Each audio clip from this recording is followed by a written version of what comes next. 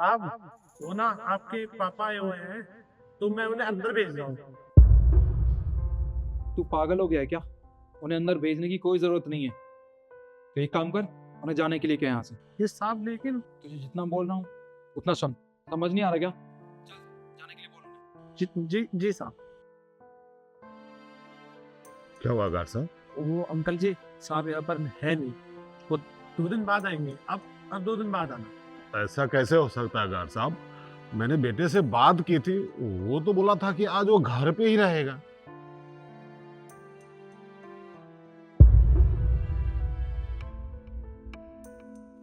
इस गार्ड के बच्चे को तो अभी बताता हूँ।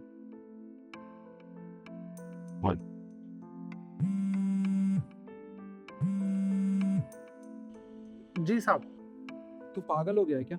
तुझे एक बार में समझ नहीं आ रहा क्या बोला तुझे? उनसे बोल यहाँ से चले जाएंगे, नहीं तो तुझे नौकरी से हाथ धोना पड़ जाएगा। अरे नहीं साहब, ऐसी कोई बात नहीं है, मैं भेज रहा हूँ उनको। हाँ हाँ साहब, देखिए ऐसे ना आप यहाँ पर खड़े नहीं हो सकते, मेरे लिए दिक्कत हो जाएगी। आप एक काम कीजिए, आप ना 2 दिन बाद आइएगा। गार्ड साहब, मेरी मजबूरी समझिए। देखिए, गांव से आया हूँ और इस अजनबी शहर में बेटे के अलावा कोई है भी नहीं। अब कहाँ दर दर भटकूंगा। एक काम कीजिए, बेटा नहीं है कोई बात नहीं, आप तो मेरे बेटे को जानते हैं ना। अरे 2 दिन अपने साथ ही रहने दीजिए, बेटा आएगा तो फिर उसके साथ चला जाऊंगा। अरे नहीं अंकल जी, अगर किसी ने आपको यहाँ पर देख लिया तो मेरी नौकरी खतरे में आ जाएगी। और मैं शाम को बता दूंगा जब वो आएंगे कि आप उनसे मिलने के लिए आए थे। फिलहाल आप जाइए। अब क्या करूं, मुझे तो कुछ समझ ही नहीं आ रहा है। अपने बाप को बुला लिया और खुद गायब हो गया। ठीक है गार्ड साहब।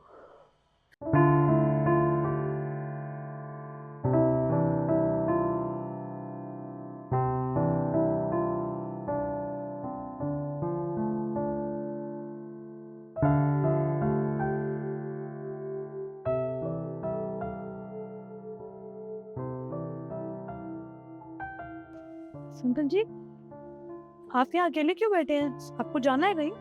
बेटिया, इसी सोसाइटी में मेरा बेटा रहता है, उससे हमारी बात हुई थी तो वो बोला था कि घर पे ही है। अब यहाँ आया हूँ तो गार्ड साहब बोल रहे हैं कि वो 2 दिन से घर पे ही नहीं आया। अब तो मेरी समझ में नहीं आ रहा है कि मैं कहाँ जाऊँ इस अजनबी शहर में।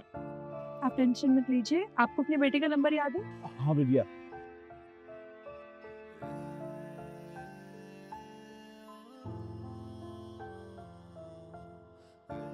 नंबर तो बंद आ रहा है। कोई बात नहीं, आप ज़्यादा मत सोचिए। आप एक काम करिए, मेरे साथ चलिए, मैं आपके बेटे को ढूंढवाने में मदद करूँगी। ये समझ लीजिए आप अपनी बेटी के घर जा रहे हैं। ठीक। आइए।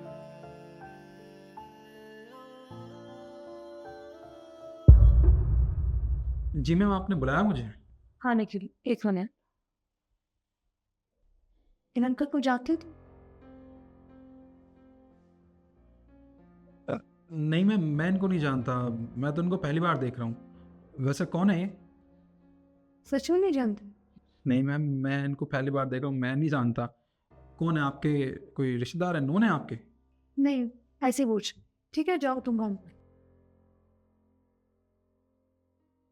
कम से कम अंकल ने मुझसे झूठ को। अंकल जी, अंदर आइए।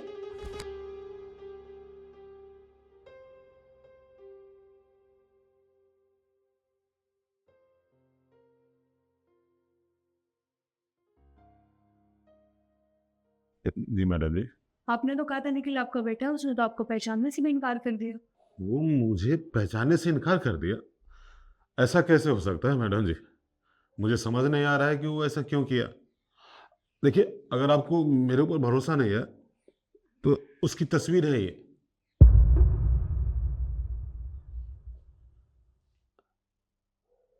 ठीक है अंकल, मैं अभी आपका फोन रख रही हूँ, आप बाहर बैठिए, मैं बुलाती हूँ। ठीक।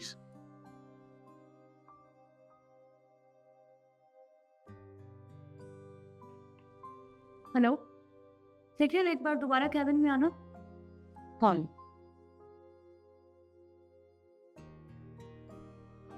जी मैम। निखिल, तुम्हें आज की आज इस कंपनी से निकाला जाता। क्यों मैम? आप मुझे इस कंपनी से क्यों निकाल रही हैं? सब कुछ ठीक तो है ना? आप मेरे साथ ऐसा नहीं कर सकती हैं। और अभी परसों ही तो आपने मेरी सैलरी डबल की है। क्योंकि मैं इस कंपनी को टाइम देता हूँ, इस कंपनी को ग्रो करने में मदद करता हूँ, इतना काम करता हूँ मैम, ओवर टाइम भी करता हूँ इस कंपनी में। फिर ऐसा क्या हो गया मुझे जो आप मुझे इस कंपनी से निकाल रही हैं? एक्चुअली मैंने तुम्हें किसी और के कहने पर इस कंपनी से निकाला है। किसी और के कहने पे? मैम आप बुरा मत मानिएगा, पर आप किसी और के कहने पे मुझे कैसे निकाल सकती हैं? कौन है वो? आपको तो पता है ना मैं कितनी मेहनत करता हूँ इस कंपनी में। आप मेरे साथ ऐसा नहीं कर सकती हैं। क्यों? इतना बुरा क्यों लग रहा है तुम्हें? जब तुमने अपने पापा को किसी और के कहने पे घर से निकाल दिया, तो मैं तुम्हें इस कंपनी से क्यों नहीं निकाल सकती? पापा, अंकल जी अंदर आ जाइए।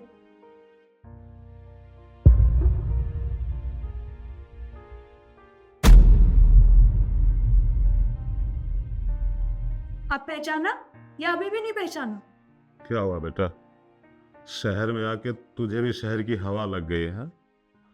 गांव से तो बोल के चला था कि पापा शहर जा रहा हूँ कमाने, सब कुछ ठीक हो जाएगा तो बुला लूंगा, और शहर बुला के भी अपने घर से ऐसे भगा दिया। निखिल, ये फोटो तुम्हारी है ना? तुमने मुझसे झूठ क्यों बोला अभी? कोई जवाब है तुम्हारे पास या नहीं? कुछ पूछ रही हूं मैं, झूठ क्यों बोला तुमने? तुम्हें शर्म नहीं आती है सब करते हुए? तुमने अपनी बीवी के कहने पर अपने पापा को घर से निकाल दिया, और जब मैंने तुम्हें ये बोला कि मैं किसी और के कहने पे तुम्हें इस कंपनी से निकाल रही हूँ, तो कितना बुरा लगा ना तुम्हें? तुमने एक बात भी सोचा है कि तुम्हारे पापा पे क्या बीती होगी? और जब ये सुबह तुम्हारे घर आए तो तुमने सिक्योरिटी गार्ड से कहकर ये बोल दिया कि तुम 2 दिन से घर पर ही नहीं हो, जबकि तुम उस टाइम घर पर ही थे। ये मुझे रास्ते में मिले थे, इसीलिए मैंने ऑफिस में लेके आए, क्योंकि मैं नंबर समझ गई थी, वो नंबर तुम्हारा ही था।